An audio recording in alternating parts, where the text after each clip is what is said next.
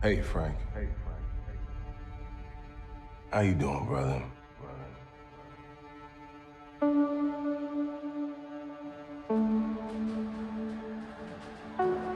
Talk to me.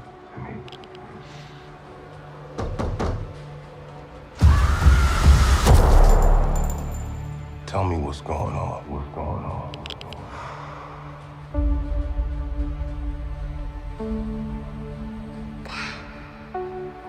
Think God's gonna forgive us for the things we've done?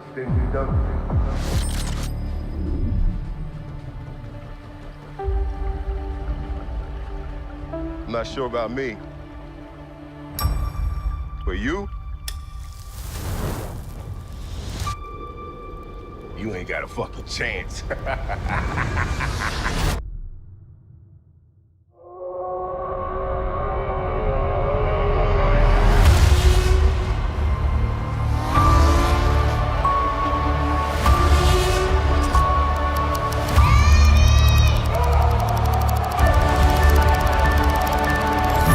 That's all you got? That's all you got? That's all you got?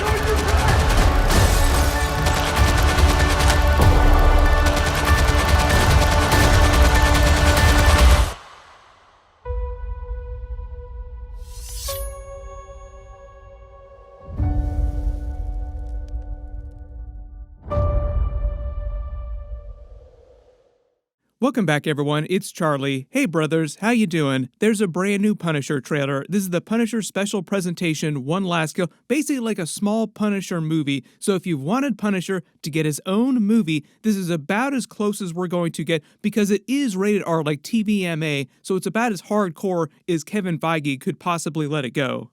The title of the movie, One Last Kill, implies it's one last kill before he helps out Sadie Sink's character in Spider-Man Brand New Day, but I'm assuming that the end of the special presentation will explain what's happening at the beginning of Spider-Man Brand New Day. As you see in the trailer, they're releasing this the week after the Daredevil Born Again Season 2 finale. That's why they waited so long to announce it, because it's coming before Spider-Man Brand New Day, because he gets his brand new Punisher skull logo, like his new uniform, before the events of Spider-Man Brand New Day, and he's wearing it in that movie when he goes up against Spider-Man and then helps Spider-Man, because that's kind of the vibe of Spider-Man Brand New Day in the trailer. But it definitely seems like earlier in the timeline, when this trailer is taking place in a different part of New York City, he is not in such a great mental place. We actually just saw Matt and Karen in the Daredevil Born Again Season 2 trailer in Punisher's lair from the events of Daredevil Born Again Season 1, meaning that he hasn't been around. They referenced him a couple times a few episodes ago, with Karen wondering if he was okay, and that he probably would be. Matt joked that he would probably be fine. You're turning into Frank. Sounds extremely frank. Think he's dead? No, not a chance. The whole reason why they don't know, Daredevil and Karen Page don't know where Punisher is because at the end of Daredevil Born Again Season 1, he was arrested by the Punisher cops after he went up against them, killed a whole bunch of them before they did capture him, but they threw him in the illegal prison the Kingpin kept. The Daredevil, Karen Page, and Angela just raided a couple episodes ago during Season 2 and freed everyone from. What we're seeing happen in the trailer, just based on the craziness, the lawlessness in the streets, is meant to happen after the events of Daredevil Born Again Season 2. What that means is at the end of Daredevil Born Again Season 1, when Punisher escaped, he just went to ground in a different place because he's in a different apartment. Punisher is in a crappier apartment. This is also one of the rules of Daredevil. Anytime you give them a new season, Punisher, Daredevil, any of those characters, you have to give them crappier apartments. That's how you know it's going to be crazy. But even though there's not a lot of dialogue in the trailer, there is a lot that they give away in the footage, even though it just seems like a vibes trailer. Starting at the beginning of the trailer, I love the way they're opening the trailer, like they're opening the shutter on a camera on Frank inside this new apartment where he's hiding out. The voice that we hear at the beginning of the trailer and across the entire beginning of the trailer is Curtis Hoyle, who was the person who took over his therapy group. He was another former Marine during the Punisher Netflix series. He is actually going to show up during the Punisher special presentation, but like the other Defenders characters, Daredevil isn't supposed to be in it, Karen Page isn't supposed to be in it as far as we know. This is mostly just because it's Punisher on his own for the most part, and it's only about an hour long, so it's actually pretty breezy.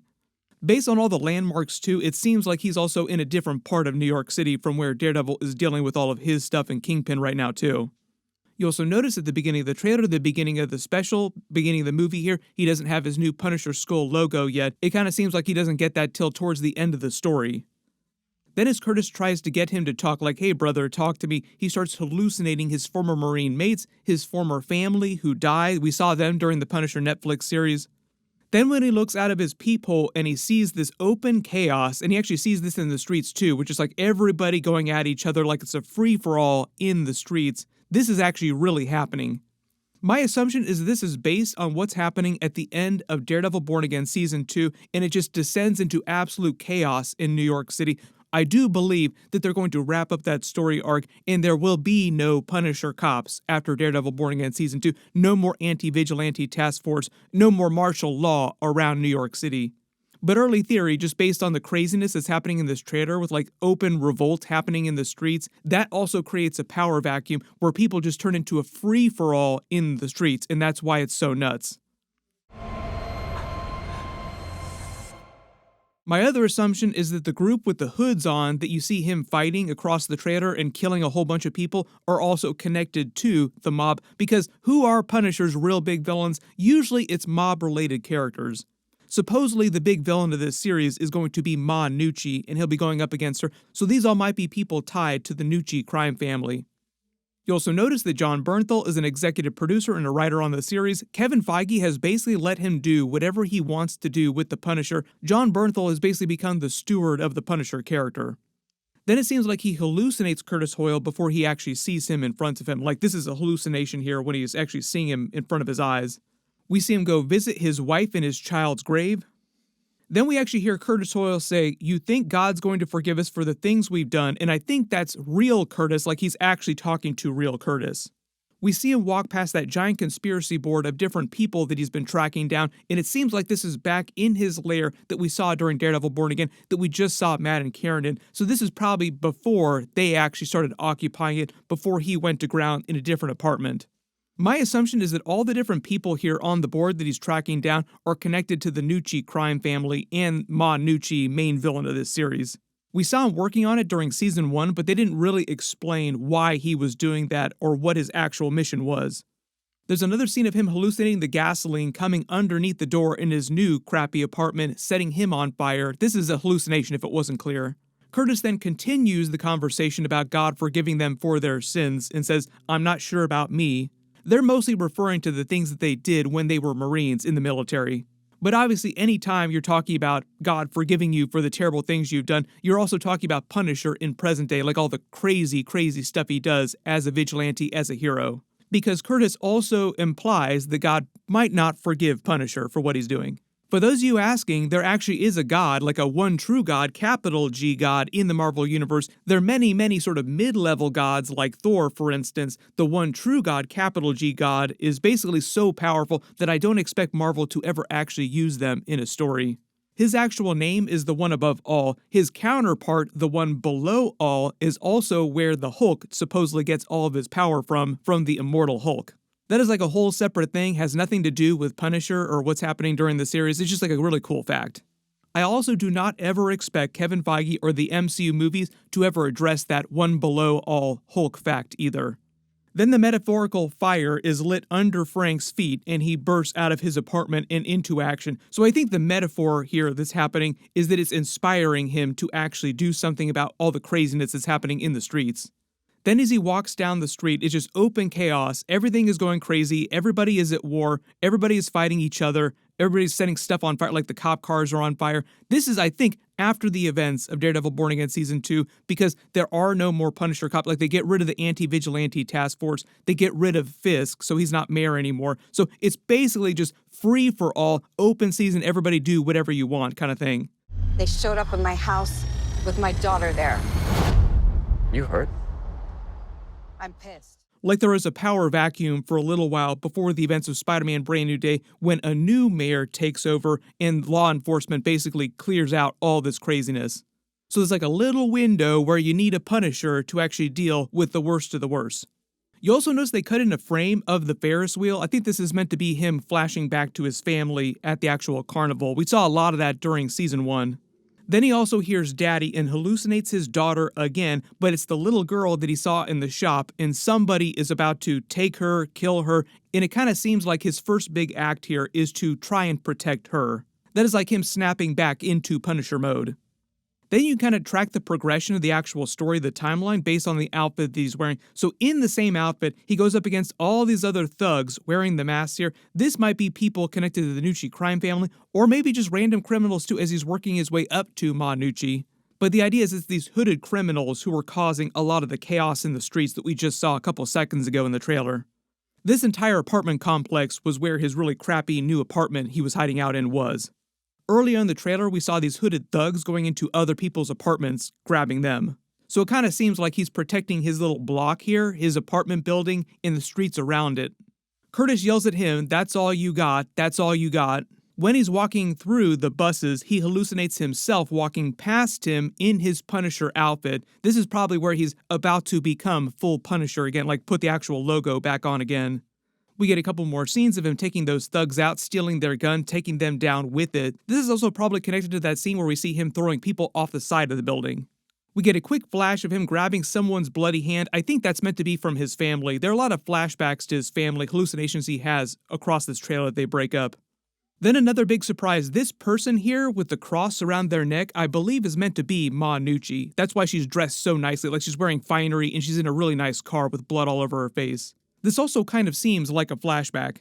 When Punisher is taking down these people inside this restaurant, it's meant to be the same restaurant where he hallucinated that little girl thinking that she might be his daughter until she sees the actual little girl.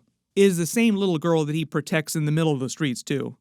Once he's able to stop the thugs, he returns her to her family, and at some point there's a little bit of a time jump and he puts back on full Punisher body gear, Punisher skull logo. So remember, this is meant to be the same outfit that he's wearing during the Spider-Man Brand New Day trailer.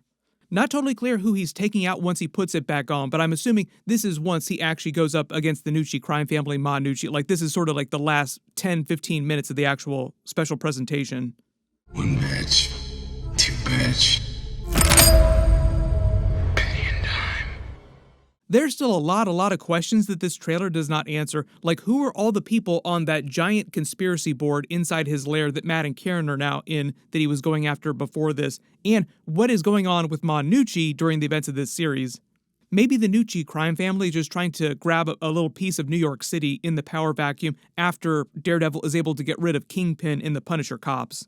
But I do believe this is meant to take place in a relatively self-contained part of New York City, like very specific part of New York City, and that's why you don't see Spider-Man swinging around here dealing with this while Punisher is taking care of this part of New York City. But it does kind of let you know why Punisher is back in full Punisher mode during the Spider-Man Brand New Day trailer. And hopefully, we'll actually have a little post-credit scene tag at the end of this where we'll find out how he links up with Sadie Sink's character, because she's supposed to be working with Punisher during the events of Spider-Man Brand New Day. And there is a lot of mounting evidence that she is the new main version of Jean Grey inside the MCU. Really big, one of the biggest X-Men characters, and it would be really crazy for her to be teaming up with Punisher in a Spider-Man movie. Why does that happen? Why is Punisher trying to help her? Hopefully we'll get some clues for that towards the end of this in like a post-credit scene, but I don't believe that that is meant to be the actual main plot of this series. That it'll be a completely different plot, then maybe they'll just tag on the Sadie Sink stuff at the very end as sort of like a teaser for Spider-Man Brand New Day later in the timeline. But I don't think that much time goes by before the events of Spider-Man Brand New Day after the end of this. Everybody post all your reactions in the comments below and all your theories for what's happening with this and Spider-Man Brand New Day. Everybody's gonna have to grow out their Punisher beards now too, even though I couldn't grow a beard to save my life. We're getting pretty close to this, so we'll get more trailers that'll tell us the actual story pretty soon, and more Spider-Man Brand New Day trailers. So as we do see more footage, I'll do more videos for both of those things, and hopefully both of the different trailers will answer some more questions about how this all fits together. There was also a Daredevil Born Again trailer with a bunch of Jessica Jones footage confirming that she has a daughter, I think with Luke Cage, so I do think they're doing Daniela Cage and Heroes for Hire stuff in Daredevil Born Again Season 3. I'll try to do a trailer video for that in the next couple of days too. I literally just posted a whole bunch of episode videos because we have The Boys Season 5, Invincible Season 4, and Daredevil Born Again episodes all at the same time. We're eating good. Be sure to click here for all those episodes, and click here for all my other Spider-Man Brand New Day videos. Thank you so much for watching, and I'll see you guys in the next one.